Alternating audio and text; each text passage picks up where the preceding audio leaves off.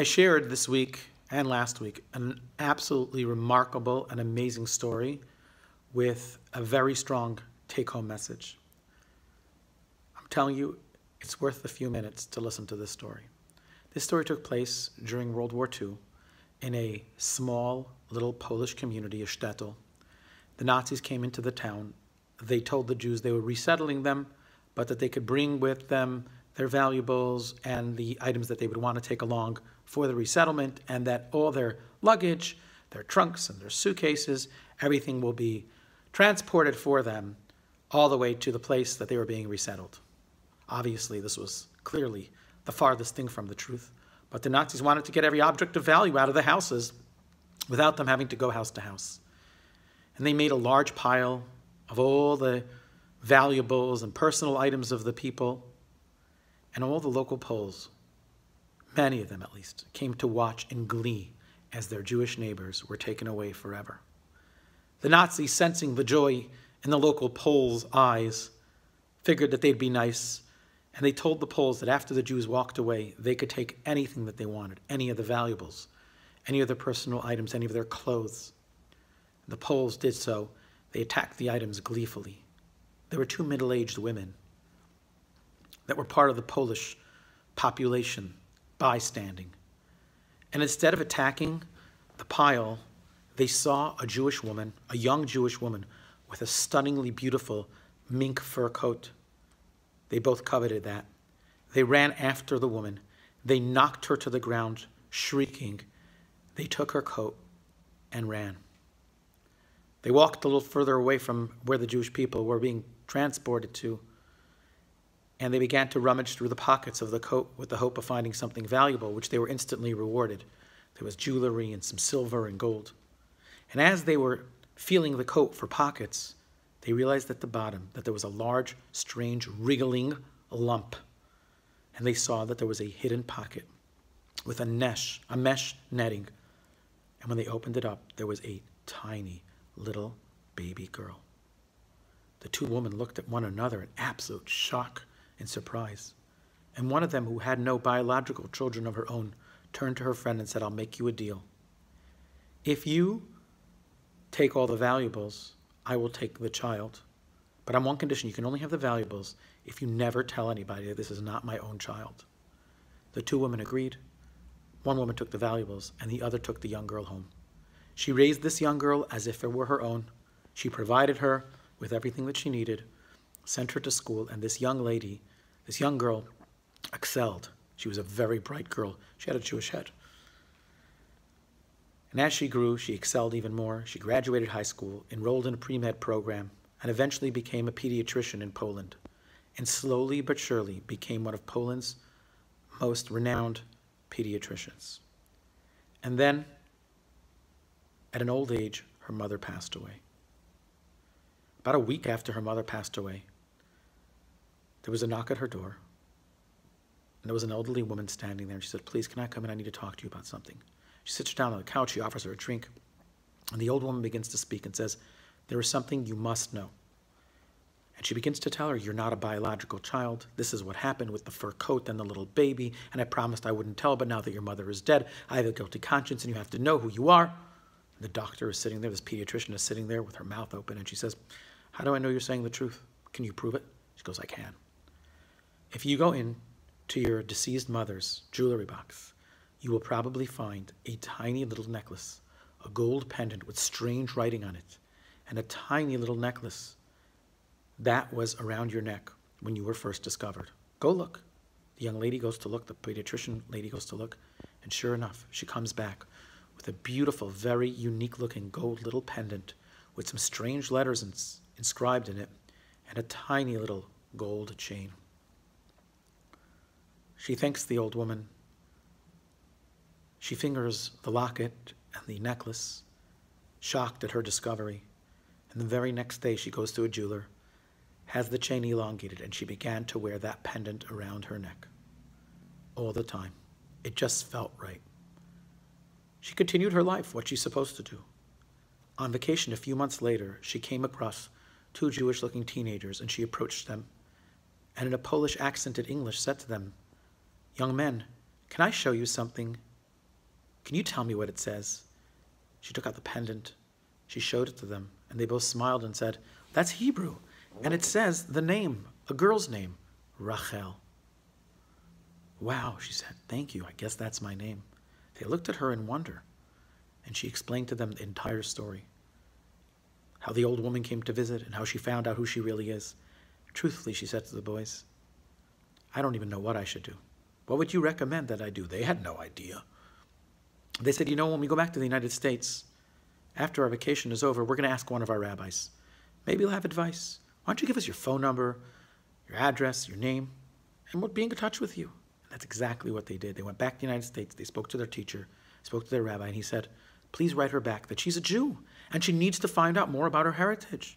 Perhaps she can take her next vacation to Israel. If she's such a well-known pediatrician, maybe she can even make some pediatric medical connections and get a better understanding of the culture that's really hers. She gets a letter saying exactly that, and the young lady, middle-aged lady, goes to Israel on vacation, her next opportunity. She tours the country, she goes to the Western Wall, she feels a connection, and she begins to meet with a number of pediatric contacts that she had established. In a visit to one hospital, she hit it off really well with the head of the department, and he offered her a job. He said, we would love to have you. We're always looking for good pediatricians. Thank God our country has so many children, although we wish they weren't all sick. We wish that many of them were not sick, at least. She said, I'll have to think about it. A few months later, she decides she's closing up shop in Poland. She's picking herself up and she's moving to Israel. She does. She joins the department, and thus begins her discovery process about what it means to be a Jew. She wasn't satisfied with just being culturally Jewish. She wanted to learn about her traditions, the beliefs of the Jewish people. She began to study in earnest. She studied Torah, she studied prayer, and slowly but surely she became a fully observant Jew. Shabbat, kashrut. And then she met a wonderful Jewish man. They got married, and they established a beautiful family.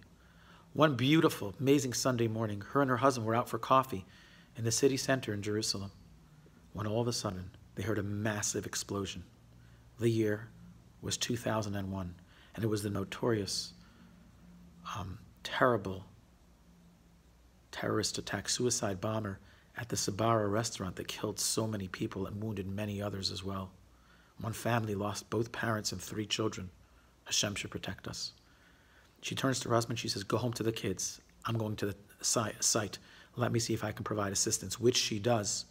And eventually she makes her way to the hospital right around the corner, Bikur Cholim Hospital, where many of the patients had been taken. And she begins to provide care.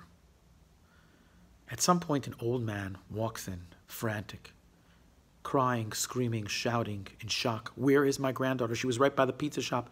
She's missing. Please help me find her. And the woman says to her, the doctor says to her, sir, you can't be here.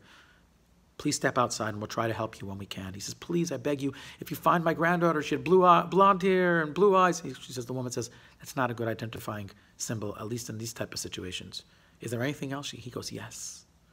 She's wearing a very unique, little tiny gold locket around her neck. If you find her, please come out. Tell me. A little while later, she finds this young girl, injured, but thank God, alive. And she gently looks around her neck, and she finds a pendant. And when she saw that pendant, her heart nearly stopped beating. The pendant was identical to hers, with just different Hebrew letters. She goes running out to the elderly gentleman, and she says to him, come, I found your granddaughter. He comes in, he's so happy. And then she looks at him, and she says to him, that's a beautiful pendant. Where did you buy it? He smiles and says, I didn't buy it. I made it. I'm a goldsmith since I'm a young man. Wow, she says. He says, this necklace has a big history. This was actually this young girl's mother's necklace. And I made 2 necklaces for both of my daughters. One of them, unfortunately, I lost in the war. But this one survived, and this is her daughter, and she wears that necklace.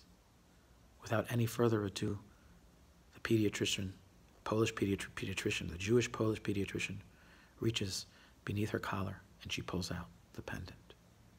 Your daughter wasn't killed, she said. And she begins to tell the man the story of her survival. Needless to say, they fell on each other's shoulders. Papa, she cried. Ruchala, he cried. And the 2 of them were united in a moment of great tragedy for the Jewish people, but a moment of personal salvation for the two of them. It's a great story. What are the chances that their paths would cross? Clearly, God was the expert choreographer. He was the maestro. He was the conductor of this amazing and exquisite symphony. But I think the story, in addition to that, this true story, in addition to that, is also an analogy for the lives of the many different types of Jews that grace the American culture. There are Jews that don't even know that they're Jewish. They walk around their whole life thinking they're something else. Those Jews, they don't even have a pendant. They don't know they're Jewish. There are others, they do have a pendant, but they don't understand what it says on the pendant. Maybe they know they're Jewish, maybe just culturally, but they don't really understand what the pendant says. And then there are those that wear the pendant that understand it. They've made a discovery, they've studied, and they realize the value of that pendant and they never let it go. But then there are Jews that the pendant that they carry, that they wear around their neck, that pendant isn't just their identity. It is the symbol, it is the object that connects them to their Father in heaven. You see, every Jewish person has the most beautiful and exquisite and unique pendant, and that's their soul, a piece of the Almighty Himself that is within the essence of every person. The more we embrace it, the more we cherish it, the more we understand its value, the more connected we are to our Father in heaven. If you're watching this video, just do something small to highlight that connection. Learn, study, do something godly, and you'll be reconnected and reunited with your Father in heaven. And what an amazing, amazing feeling that will be. Thank you for listening. Thank you for watching.